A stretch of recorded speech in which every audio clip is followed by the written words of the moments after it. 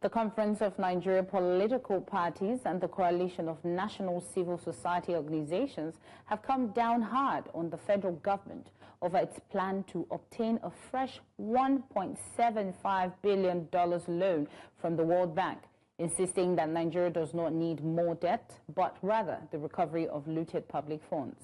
In a joint statement signed by James Ezema, Deputy National Publicity Secretary of CNPP, and Ali Abacha, National Secretary of the Coalition, the groups said they viewed with alarm the recent disclosure that the Tinubu administration is seeking fresh loans from the World Bank amounting to $1.75 billion, despite unprecedented revenue collections within the last 8 months. They warn that the move will not only undermine the government's credibility, but also plunge ordinary Nigerians into deeper suffering while eroding any hope for sustainable economic recovery. To further discuss this, I'm joined by National President of Association of Small Business Owners of Nigeria, Dr. Femi Egbesola. Dr. Femi, good afternoon and thank you for joining us. Good afternoon and thank you for having me. So, Dr. Femi, most small business owners are barely staying afloat. There's high diesel cost, fuel, weak naira, there's no credit. Now, the government wants to take another loan of $1.75 billion. The government says it needs this loan to stabilize the economy. But small business owners might argue the economy's never really been stable for them. What's your take on that? Well, you are very right. Absolutely correct. For us, it's a different ballgame because for small business owners, the word stability feels like a distant dream because you see that every day prices keep going up. The cost of diesel keep eating the roof. Forex is unstable. Inflation is eroding our profits, and credit is almost inaccessible. So for us, when borrowing sometimes may be stability for macroeconomics, it is destabilizing the microeconomy. So you begin to wonder, stabilize for who? Well, we are not saying that borrowing is bad. We know that borrowing is not too bad, which is targeted to pain points that ordinary Nigerians face and even MSMEs. Our concern has been that past borrowing has always been going down to debt servicing, filling budget gaps, and not providing practical solutions like lowering energy costs, providing affordable credit, and even improving infrastructure for all of us. So this means that if this new loan is taken, if care is not taken, and it goes down the way the old pattern has always been, the risk of deepening the public debt without improving the life of every Nigerian is always there. And for us, it's a big concern. So, right. Has there been any recent borrowing actually that reached your members? Because when loans like this come, we rarely hear about, direct support for small businesses. So has there been any recent borrowing that, have reached your members in any tangible way, either by grants, infrastructure, access to Forex, anything at all? Unfortunately and very sadly, the answer is no to most MSMEs. Yes, while government used to announce various intervention programs, maybe through Bank of Industry, through CBN, through SMEs and all of that, there are always major barriers that disturb or inhibit small business owners for accessing it. It could sometimes be collateral requirements that are too high.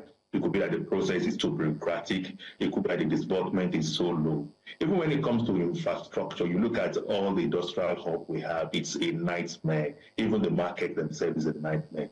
To bring in raw material to the country, it's a big issue. You have to go to black market before you begin to access funds in terms of Forex and all of that. Right. So, like I said before, while technically borrowing money is not, but if it is not going to tangible, direct, measurable impact on business owners, then it becomes an issue. For us, it's been very, very low. Right, and of course, we've also seen that, people like the FIRS, the customs, even in Abuja, they've talked about, revenue claims and, seeing massive revenue. And yet, the government says it still needs to borrow some more. Now, do you think this is a revenue problem or a spending or accountability problem for Nigeria? For me, I think it is the two, but I would say that spending and accountability are the bigger issues. On the revenue side, you see that we have big record for revenue collection. But you discover that even the tax net is still very, very narrow. A lot of potential taxpayers are not in the formal system, they're in the informal sector.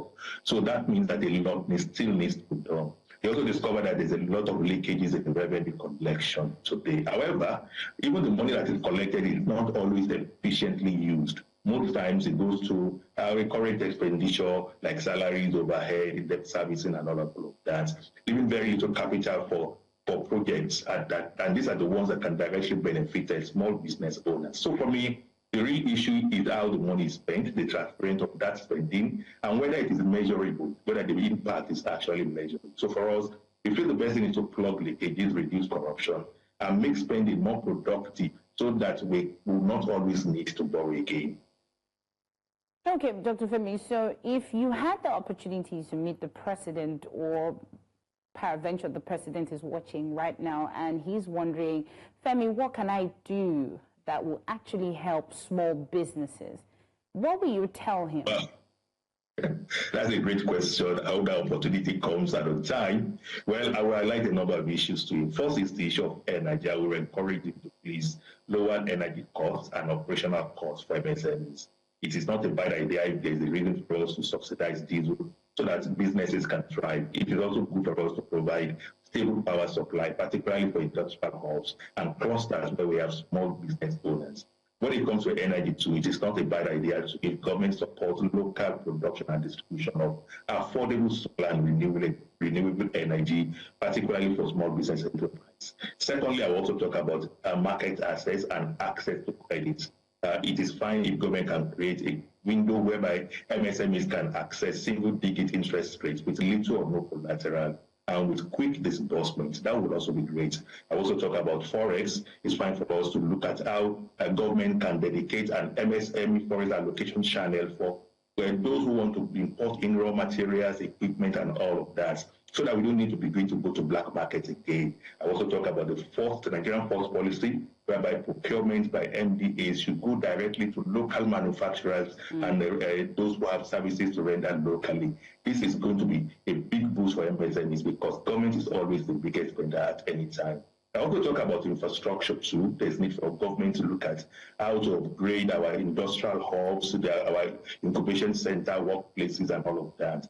If we have clusters that are affordable and it is available everywhere for us to use with water, power, security, logistics, and all of that, I think it will go a long way to grow and boost MSMEs. I also talk about government policies. Many of our policies here is not stable, and some are not even very clear. So it's good for government to also look at how we can stabilize policies over the years so that MSMEs can plan. I also talk about ease of doing business. It's very difficult doing business in this part of the world. So it's good for government to look at how they can simplify registration, licensing, and all of that, and bring everything to one-stop portal for payments, digitalize the process, reduce the timelines, and remove human interface completely from the process before. I also mentioned the issue of support for MSMEs by creating an MSME-specific support framework. In today's Nigeria, it is one size fits all. One law, one policy cannot work for all sectors of the MSMEs. One tailor shop is different from a large factory. So there is need for us to tailor our policies to these separate segments so that they can also be able to drive. I also talk about corruption. Corruption is one of the reasons why we don't have intervention fund getting to MSMEs. So it's good for government to also create an ecosystem whereby stakeholders like ourselves can come in, have a handshake with governments, so that when they are intervention fund, there will be transparency, and the fund will actually go to the right MSMEs that needs it. When it comes to corruption too, we can also need to block leakages so that those funds that are being collected from looted from those who loot them can now go directly to MSMEs and support them to be able to. Right. MSMEs create about 80% of the jobs, so they need to be supported. Right. Thank you so much, Dr. Femi, for giving us the insight as to what's going on with MSMEs. And we hope that your complaints and your suggestions get to the right ear. Thank you so much for joining us this afternoon. I hope so too. Thank you for the opportunity.